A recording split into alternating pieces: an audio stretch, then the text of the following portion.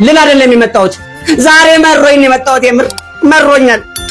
እኔ ምላችሁ እናንተን ቤተሰብ አደርጋለሁ። ብቸኝነት ምን አባቱ ምን ይሰራል? እንሳሳቅ ለምታልፍ ዓለም ፈገግ ብለን እንኳን እንደው ነገሮችን እናሳልፍ ብዬ ነው። አይታችሁ አንዳንዶቻችሁ ባላየላሽ የምትሏት ነገር አለ።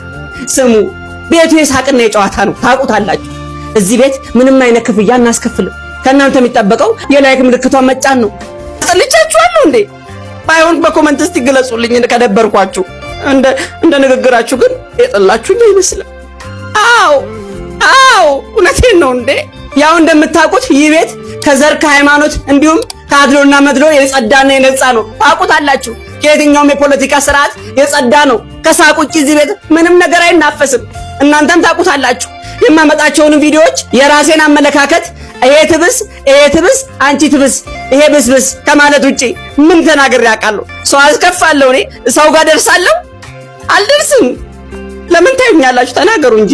እናንተን እኮ ነው ማናገረው። እናንተ ደግሞ ክብርና ምስጋና ይገባችኋል። አመሰግናለሁ። እግዚአብሔር ይስጥልን። በወጣ የተካ አርጓት።